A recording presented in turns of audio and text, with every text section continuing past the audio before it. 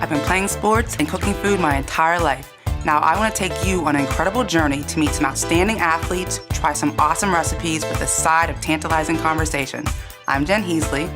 This is Jen Heasley's Cooking with the Pros. So, who do you want in your kitchen on game day? Welcome, Jen Heasley's Cooking with the Pros, and today you will see that I'm holding a mason jar. This will be my tip for the day.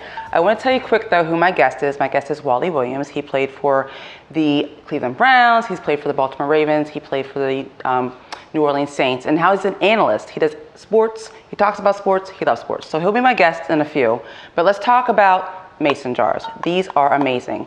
I grew up learning how to can with mason jars, but I've known now as an adult, there's a lot of other things you can do with a mason jar. The trick for the day is our mason jar has become a beautiful glass. See, I took a cupcake paper and added a straw, and this will be our glass for our drink. Because our drink is apple pie moonshine. Don't be scared. There's no prohibition here. This is a great drink. You will love it. And that's what I'm going to make in a second. And we're also going to have some of my mambo sauce. My mambo sauce is a secret treasure for me, but we'll be dipping our shrimp in this in a little bit. Great, great, great flavor.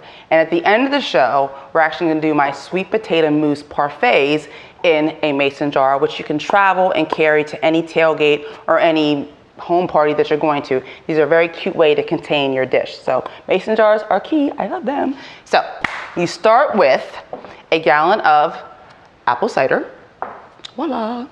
You start with a gallon of regular apple juice. You mix them with a cup and a half of brown sugar, a cup and a half of just regular granulated sugar, and you allow them to boil. After they boil, you turn it off, let it cool, and then you add 1 bottle of grain alcohol. Now I want to preface this with, and I'm actually being very serious, this is a drink that is kind of heavy, so make sure that you're careful when drinking this drink, but it is quite delicious. After you've prepared it all, you take your mason jar. Now you notice that I have a quart. I have a quart mason jar, so you want to get the quart size. You're going to take some apple slices like this, and you're going to take a cinnamon stick, a couple apple slices, a couple cinnamon sticks, and you're going to throw them in. So this is what your cinnamon stick will look like. If I can get it out. Lord. There you go, your cinnamon stick. So you put that into the mason jar, and you want to maybe let it ferment over 24 hours at the minute. You don't have to, but I'm saying you should. So our first dish I'm going to make outside of the apple pie moonshine is some coconut shrimp. I love coconut shrimp. This is a Cajun coconut shrimp. So I have some peeled and deveined medium-sized shrimp. And you really do not devein the shrimp. Go to your fishmonger, go to your fish portion of the grocery store and get the peeled and deveined shrimp. It'll make it easier for you. What I have prepared is a bag of just regular flour. You know I love the Ziplocs. Easy. You can throw it away. You'll call it a day. I have my panko. I have panko, 2 cups of panko, and a cup of, I actually use sweetened coconut and some Cajun seasoning. And I use my favorite Cajun seasoning, which my mother actually purchased for me when she was in New Orleans, and is Slap Your Mama. So that's what I'm using today, but you can get any Cajun seasoning at your local grocery store. We'll put that up there. And I, of course, have my egg. So you set up your dredging station. You have your flour, egg, and then the panko. That is a standard dredging station. And again, the Ziploc bags make for easy clean up. And we'll serve it with our mambo sauce. So I talked really briefly with Wally about his career, what he's doing. He seems to like being an analyst at this point. So we'll have to figure out what he liked best, whether it was playing, whether it's being an analyst, his overall life. But he did start off his career at Florida A&M. So I think he's from Florida, actually. So we'll talk about Florida, what's going on down there, and we'll evolve into his career and now what he's doing as an analyst. So you start off in the flour, real quick. Then you throw it into the egg, and then you end it in the panko. My oil is 350. I'll be right back. We'll taste this. It's amazing. Jen Heasley's Cooking with the Pros. We'll be right back. Welcome back. I'm with Wally. Hi. Why is Wally happy? You're happy because you're having? I'm happy because I'm here with you. Oh, because he's here with me. That's why I'm happy now. Because he's here with me. Yes. He's excited to do a cooking show, and he's excited about the food. Right, right. But let's talk about the drink. Yes, this is, you got to tell me what this is. Give me the title again. Oh my gosh. Apple pie moonshine. Apple pie moonshine. Apple pie moonshine. This is absolutely positively delicious. It is, isn't it? It is. And it's something that you have to take like at a, what I say, you got to take your time with this, because you can find yourself doing some unconscionable things. Exactly. Okay? Drinking this potion. Be responsible. Right, we want to say definitely. be responsible. Just be responsible. Definitely. Be responsible. That's the bottom line. And how do you feel about the mason jar? This is great. This is great. This is beautiful. Little decoration. You know, and I think it also served a purpose when you're drinking this. If you do feel a certain kind of way and drop it, it's not going to break. Okay, so I think it serves that purpose also. They don't even give awareness to the fact that it did break. It's almost, and you know what? He's from the South, so it almost has a Mardi Gras theme with the green with the purple. Yes, the color's right there. You can always decorate it. I like it. Right, so the purple was really intended for the Ravens. All right, we're done with this. We're done with this. All right, taste the shrimp so we can move on to our other dishes. All right, Taste the cool. He's tasting the coconut shrimp with the mambo sauce. This is what I really want to taste anyway. This is what I've been waiting on. It's been sitting there. It's been sitting there. It's been looking at me. So I might as well, you know. Oh, the magic moment. I love the magic moment. Very nice. Very nice. Next question. Can I have this? You can take it with you. I'm gonna take this home. Thank you. We're moving this away from it. Okay. So what we did before, as you know, I did the coconut shrimp. We did the apple pie moonshine. The rest of our menu is a whole comfort menu. We're doing some baked macaroni and cheese. We're doing a wing bar. So we'll have some regular wings, some Old Bay wings, some regular, we saw hot wings, and then a Parmesan garlic wing. You don't want me to leave? I don't. Okay. I love them. I guess that's obvious. That's obvious. All right. And we're doing a apple bar, so a caramel apple bar. We're doing that now. All right. And then we're doing a sweet potato mousse parfait. I know. Like this is just too much going on up here. All right. So Wally's going to start grating our cheese. So when I do, here, pull this up there. Okay. Yeah, pull that. When I do my baked macaroni and cheese, I use 3 cheeses. I use pepper jack, I use Monterey Jack, and I use Velveeta. Okay. Velveeta. So what? Yeah, I do use Velveeta. I gotta be honest. I use Velveeta. So what Wally's gonna do is he's gonna grade. He's gonna grade our pepper jack and our Monterey Jack, and he's gonna chop it up right here. All right. All right. All right. Good? We'll put it down. You gotta, you know. I'm gonna do a tutorial. Right, so, quick tutorial. I'm sorry. I get it from the store, okay, and it's already graded. So excuse me if my grading technique is a little bit outdated. On the larger side of your grader. All right. So like this. All right, I got it. There you go. There you got it. I got it. And actually, it's best if you put the cheese in the freezer beforehand because it grates easier. Do you want me to grate it in the bowl or put it right here? I want to grate it right on here, and then we'll move it in. All right. We'll move it into the bowl. I got it. I got it. And while he's doing that, we're going to work on our caramel apple bar. Cool. You like that? I like that. I like that. So what we have here is we have some chopped pecans. We have some chopped, what is this? Ginger snaps, excuse me. We have some jimmies or some sprinkles, like we get ice cream. And I have some crushed up Oreos. Do you like that? Oh, goodness. I love that. I love that. I love that. Okay. Good deal. Here is the apple. So you take a popsicle stick. You want to wash your apple, of course, dry it off, push in the apple, or push in the popsicle stick. All I do, honestly, is I get the store-bought caramels, like the regular caramels. You can make your own caramel. Okay, that is a whole other level of that's number one danger. Let's talk about the danger factor because it's super hot to do that. But it's so much easier just to peel the caramels and call it a day. You put it into a saucepan. You put it over a low, medium heat, and you add a little water to the caramels. Then you dip them in, this touch. And then what my children and I like to do is we actually mix and match. We mix and match our toppings. So now I go through my different toppings. So for this one, I will go with said sprinkles, because I have a daughter that enjoys the sprinkles more than anything. I say my daughter, her name is Brooke. All right, so we're talking about, let's get into you. Let's get into your career. We're doing the toppings here, but let's talk about you. So. Oh, well, I'm not that interesting of a fellow. Oh, you are that interesting. Let's go back to college and let's go into pro. How did it go? How did it work? Well, I started out down at Florida A&M in Tallahassee, Florida, which is where I'm born and raised. Okay. And was able to play at a family university. When I say a family university, I have over 20 plus relatives who all have graduated from Florida A&M. So it's just, you know. Oh, that's cool. Yeah, you got it? Right there? Yeah, keep on. So family university. Yeah, family university. So it just so happens I got the opportunity to go there and play 4 years. And from there, went on to play with the Cleveland Browns. And that was early beginnings of Bill Belichick and his early stage of coaching, and a lot of other players and coaches that have gone on to do great things from that organization.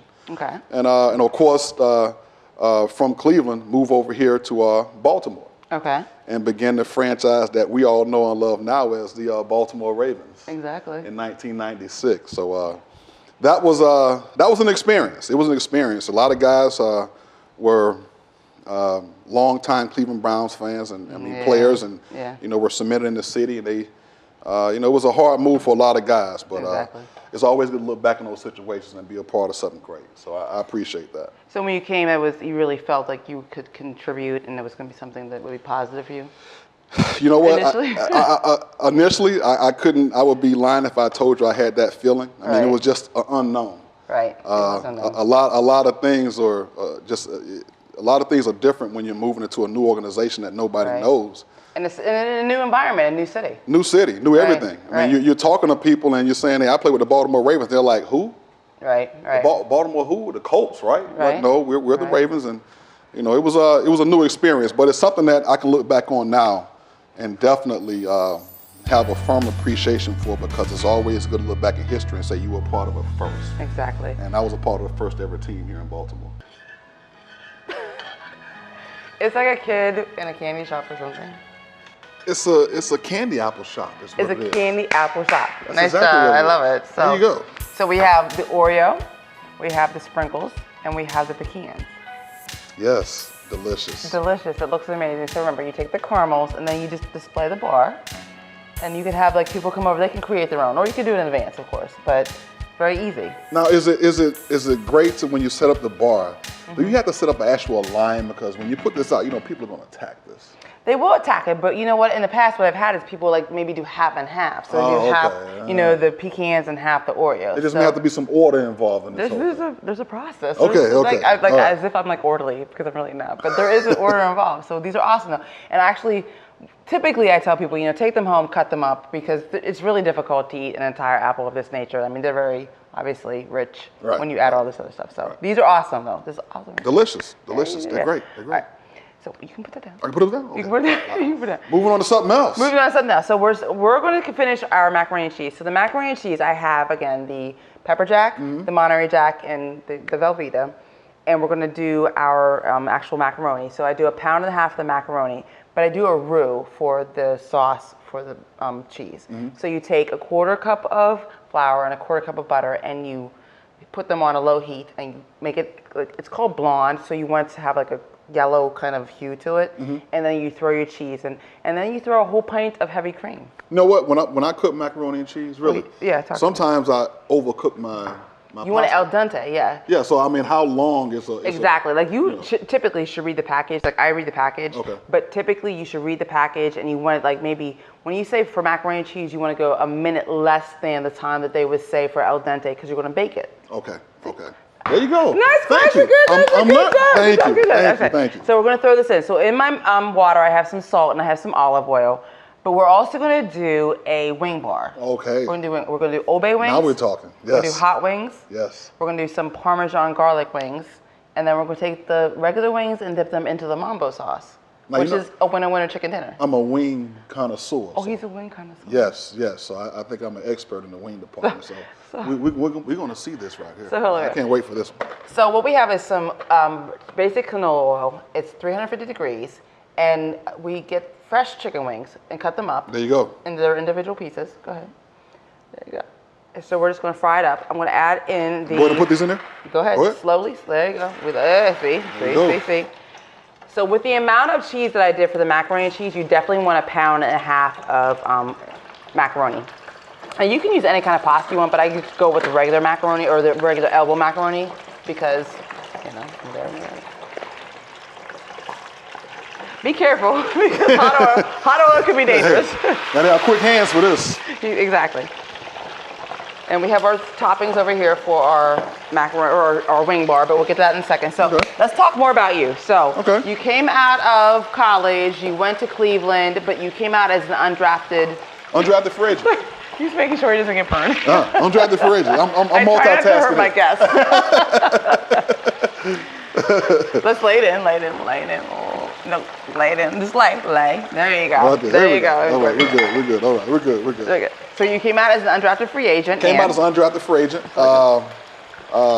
Cleveland, Baltimore, my stops. I finished up in New Orleans, which is, if anybody's ever been to New Orleans, I mean, it's an interesting city from many different levels. I mean, I think it's with the French backdrop, quarters, right. and the French Quarter, and just the Art Deco of the city. Right. It's kind of that old culture that you get a sense of when you come to New Orleans. But it also has a little bit of modern city flair also. Okay. So with the casinos and everything else that's there to bring that modern atmosphere there, it is a mixture of everything. Okay. Did you like the food? The food, the culture is great. The art, food is nice. tremendous. The food is tremendous, and just the city itself. I mean, it's one of those deals where in New Orleans, the first thing there that you do is you party first.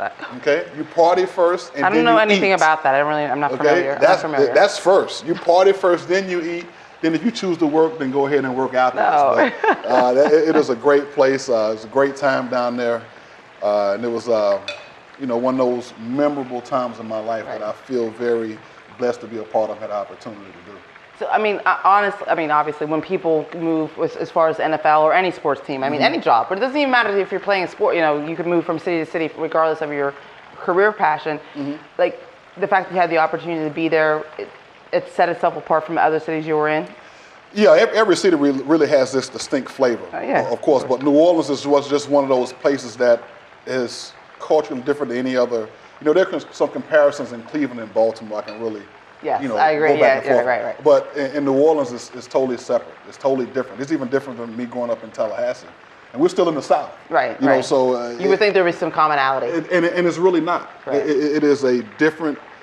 But people talk differently down there. Right. Okay. But even because I'm from Pennsylvania, so you go from Philly to Pittsburgh, it's almost the same kind of concept. Like there's a true difference. Okay. Right. So we're gonna break in real quick.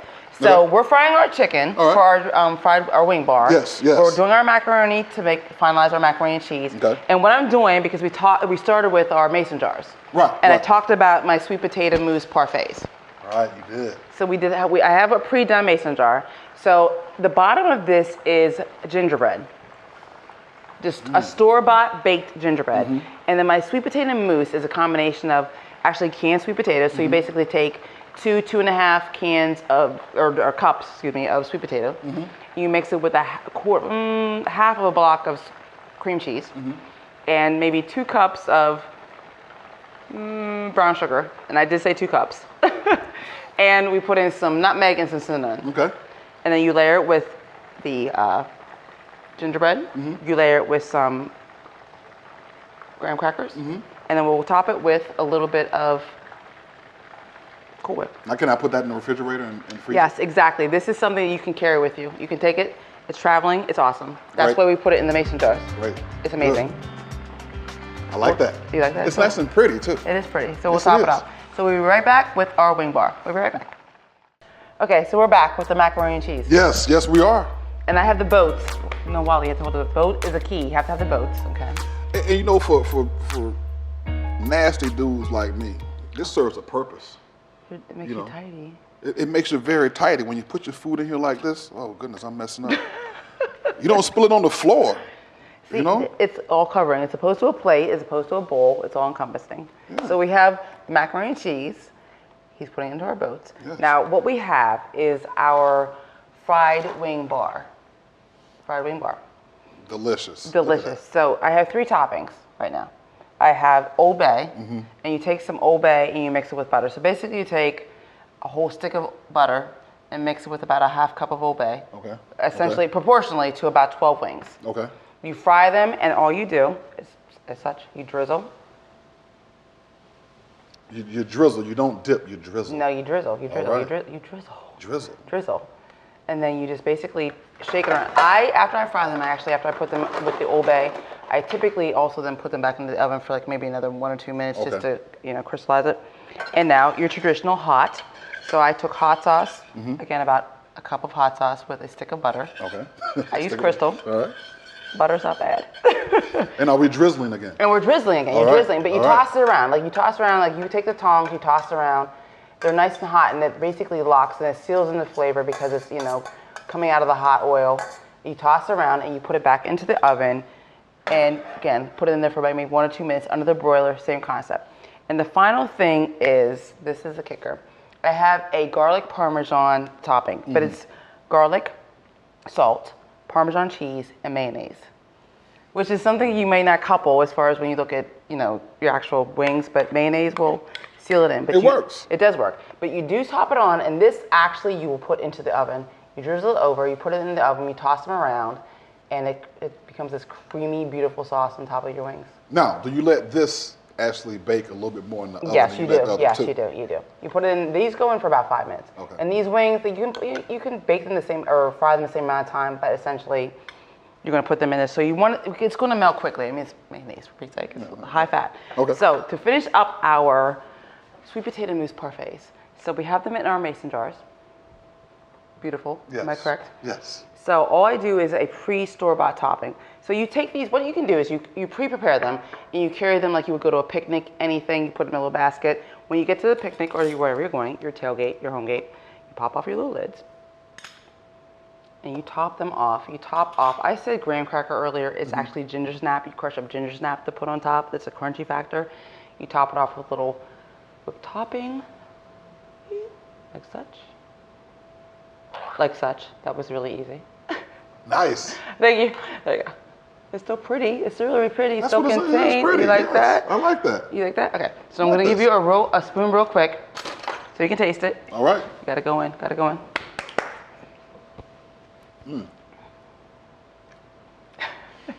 The on-air experience. I always ask people, who do they want in their kitchen on game day? I want Jen in my kitchen on game day. Me. Say goodbye. Bye-bye.